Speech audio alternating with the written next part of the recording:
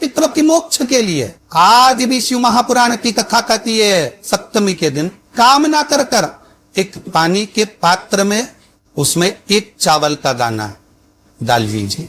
परिंदा जहां होता है, मटका, खंडा या रसोई घर में आपका जो पानी भरने का स्थान होता है, उसी के तही पास में उस कलश को रख दीजिए, ऊपर से इसको ढक दीजिए। शाम के समय, सुबह रखा 10 बजे से 12 बजे के बीच में, शाम के समय प्रदोष काल में भगवान शंकर का नाम स्मरण कर कर ओम नमः शिवाय बोलकर, श्री शिवाय नमस्तुभ्यम बोलकर या महामृत्युंजय मंत्र का स्मरण कर कर या गायत्री मंत्र का स्मरण कर कर, जो मंत्र आपकी बुद्धि में विवेक में समाहित हो, उस मंत्र का नाम लेकर राम कृष्ण हरि जो बोल सकते हो, एक घी का दिया अवश्य प्रज्वलित करें।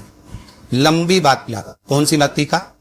फोन बत्ती का नहीं, गोल बत्ती का नहीं, लंबी बाती का लगा। बत्ती का मुख दक्षिण की ओर, ना पूरब, ना पश्चिम, ना उत्तर। बत्ती का मुख कहाँ हो? दक्षिण की ओर। दक्षिण की बाती जलाने के बाद में भगवान से वहीं पर प्रार्थना करें। जो कलश रखा है उसके ऊपर जो प्लेट रखी है, ढाका गया है, वहां अपना सीधा हाथ रखे और अपने पूर्वजों का, अपने पितरों का स्मरण करें कि मेरे धन को लेकर कोई चले गया, मेरा व्यापार ऐसा चल रहा है, मेरा घर में बच्चों का विवाह नहीं हो रहा, या घर में इतनी अशांति है, या तकलीफ है, या कष्ट है, ये सब का स्मरण कर कर उस कलश को रात्रि भर रखे रहने दे। सुबह स्नान आदि करने के बाद फिर एक घी का दिया दक्षिण की ओर लगाकर सुबह 10 बजे से 12 बजे के बीच में उस जल को शिव जी को समर्पित कर कर आ जाए। वर्ष भर आपको कभी बीमारी से नहीं करने देगा, कभी किसी जगह खड्डे में नहीं जाने देगा, वो उन्नति की ओर ही बढ़ाएगा। ठीक चावल की कटोरी में, कटोरी के अंदर थोड़ा सा चावल रख लीजिए कच्चा। उस चावल की कटोरी में एक बेलपत्र, थोड़ी सी दुर्वा बांधकर पानी का मटका, परिंदा या जहां अपना रसोई घर में जल रखते हो, उस कटोरी को वहां पर 2 दिन 3 दिन तक रख दो। वैसे तो 16 दिन रखो ज्यादा अच्छा था, पर जो दिन अपने को मालूम है 2-3 दिन उसको रख दीजिए।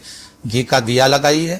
3 दिन के बाद में उस दुर्वा को, उस बेलपत्र को शिव बाबा को समर्पित कर दो। चावल पूरे घर में घुमाने के बाद चिड़िया को या नदी में या किसी जीव को प्रदान करो। पितृदोष के निवारण का सुंदर करें। पितृपक्ष में एक काम चालू करो। पितृपक्ष में बन सके गौ माता को रोटी दो, पितृपक्ष में बन सके गौ माता को जल दो, पितृपक्ष में बन सके तो भूखे को भोजन कराओ, प्यासे को पानी पिलाओ।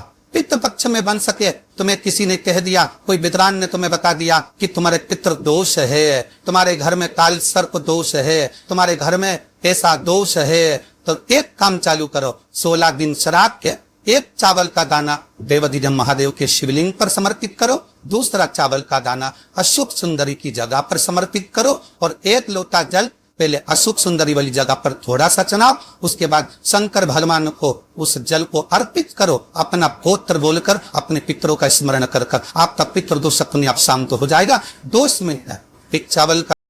हेलो फ्रेंड्स, हम अपने चैनल के माध्यम से भगवान की इस कथा को ज़्यादा से ज़्यादा लोगों तक पहुंचाने का कार्य करते हैं। हमारे चैनल पर पंडित मिश्रा प्रसाद जी द्वारा बताए गए शिव महापुराण के उपायों का वर्णन मिलता है। यदि आपको हमारी वीडियो में कोई खामी नज़र आती है तो कृपया करके हमें कमेंट बॉक्स में बताएं। 16 श्राद्ध में, श्राद्ध पक्ष में घर में अगर गंगा का जल हो, आपके घर में अगर गंगा जल रखा हो, श्राद्ध पक्ष में तुलसी के क्यारे के पास में एक छोटी सी कटोरी रखकर घर का कोई भी व्यक्ति, चाहे महिला हो, पुरुष हो, पुत्रवधू हो, बच्चे हों, कोई भी हथेली में गंगा जल लेकर अपने पूर्वजों का स्मरण कर कर और वो गंगा जल काशी विश्वनाथ के नाम से अपने पूर्वजों का नाम लेकर वो कटोरी में अगर 5 बार या 7 बार छोड़ देता है तो उसके पूर्वजों को पिंडदान और तर्पण की जरूरत नहीं पड़ती, उनको मोक्ष प्राप्त हो जाता है।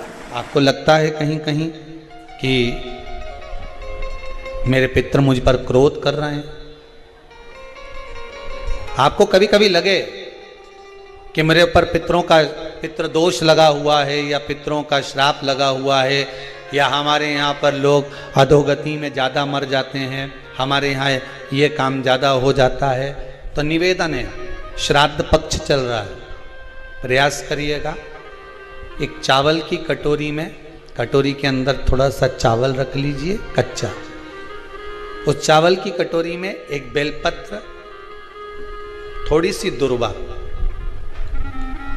बांधकर पानी का मटका, परिंडा या जहां अपना रसोई घर में जल रखते हो, उस कटोरी को वहां पर 2 दिन 3 दिन तक रख दो। वैसे तो 16 दिन रखो ज़्यादा अच्छा था, पर जो दिन अपने को मालूम है 2-3 दिन उसको रख दीजिए। घी का दिया लगाइए। 3 दिन के बाद में उस दुर्वा को, उस बेलपत्र को शिव बाबा को ले जाकर समर्पित कर दो। चावल पूरे घर में घुमाने के बाद चिड़िया को या नदी में या किसी जीव को प्रदान कर दीजिए। महाराज, पितृदोष के निवारण का सुंदर तरीका। कल आपको कथा में कहा था, अगर हम ब्राह्मण को भोजन नहीं करा पा रहे, गौ माता को भोजन नहीं दे पा रहे, श्वान को, कुत्ते को भोजन नहीं दे पा रहे, कौवे को भोजन नहीं दे पा रहे हैं, किसी कारणवश हम श्राद्ध नहीं कर पा रहे हैं, किसी कारणवश हम पूर्वजों को नहीं मना पा रहे हैं, ऐसा कोई घर नहीं जिसके घर के पितृ श्राद्ध पक्ष में पृथ्वी पर नहीं आते। तुम पूछो मत पूछो, तुम्हारे घर के पूर्वज तुम्हारे यहां जरूर आते। दरवाजे पर आकर खड़े होते हैं पितृ, दरवाजे पर आकर हमारे घर के पितृ खड़े होते हैं, स्मरण करते हैं कि हमको यहां से कुछ भाग प्राप्त होगा, कुछ मिल जाएगा। श्राद्ध पक्ष में सारा भोजन कोई भी लगाकर ब्राह्मण को जिमाए, उससे मतलब नहीं है, पर श्राद्ध पक्ष में तिथि पर, श्राद्ध में या अन्य तिथि पर, बरसी आदि तिथि पर अगर खीर का पात्र भरा जाए तो घर की बहू, घर की माता, घर की स्त्री, घर में जो ताई चाची जो भी है घर में स्त्री, उस खीर के पात्र को उसको भरना चाहिए। संपूर्ण थाली को ही लगाए। और फिर निवेदन करेंगे, श्राद्ध पक्ष में एक बार प्रयोग कर देखिए, जिसके घर में 23 से 24 साल तक भी औलाद नहीं हो, 23 से 24 साल तक भी औलाद पैदा नहीं हुई हो, जिसके घर में संतान ना हुई हो, वो एक प्रयोग जरूर करे। एक प्रयोग जरूर करो कि 23 साल तक भी औलाद ना हुई हो तो श्राद्ध पक्ष में तुम्हारे दादा परदादा किसी का श्राद्ध घर में हो रहा हो, और किसी दादी का श्राद्ध, किसी दादा का श्राद्ध, किसी बुजुर्ग का श्राद्ध तुम्हारे घर में हो रहा हो, तो खीर के बर्तन में खीर तुम भरकर और उस ब्राह्मण को जिसको घर में बुलाया गया है भोजन कराने के लिए, वहां तुम देकर आओ और अगले श्राद्ध तक इंतजार करो। मेरा बाबा वंश की वृद्धि करता ही है, निश्चितता देता है, वंश बढ़ाता है। पितृदोष है, ये आपको कैसे मालूम पड़ेगा?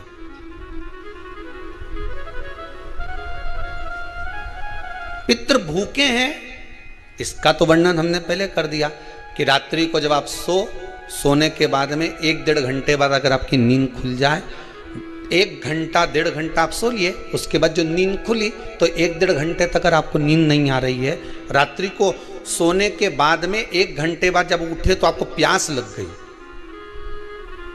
भूख लगने लगी, प्यास लगने लगी कि मेरे को पानी पीना पड़ेगा, घबराहट हो रही, पानी पीना पड़ेगा। 1-1.5 घंटे सोने के बाद अचानक नींद खुले और आपको प्यास लगे, समझ लेना आपके पितृ भूखे हैं और प्यास है।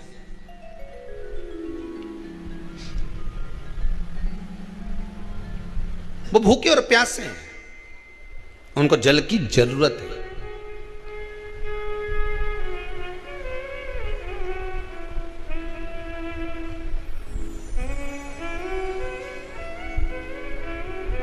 किसी भी नदी में, सरोवर में, कुंड में, बावड़ी में, तालाब में आप तीर्थ में जाकर जब स्नान करते हैं तो स्नान करने के बाद एक काम का नियम बना लो कि अपने हाथ की अंजलि में जल लेकर अपने पूर्वजों को देना है। प्यासे रहते हैं, भाग मांगते हैं।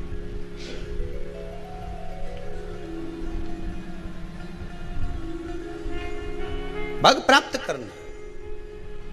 3 वृक्ष पितरों के तुल्य हैं।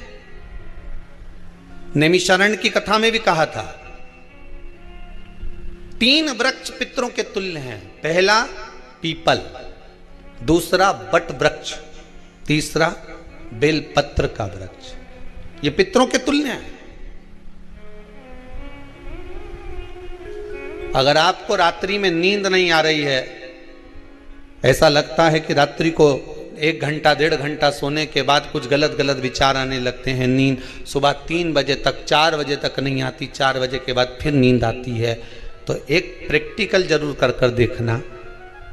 एक प्रैक्टिकल करने में क्या जाता है, प्रयास करने में क्या कुछ जाता है क्या?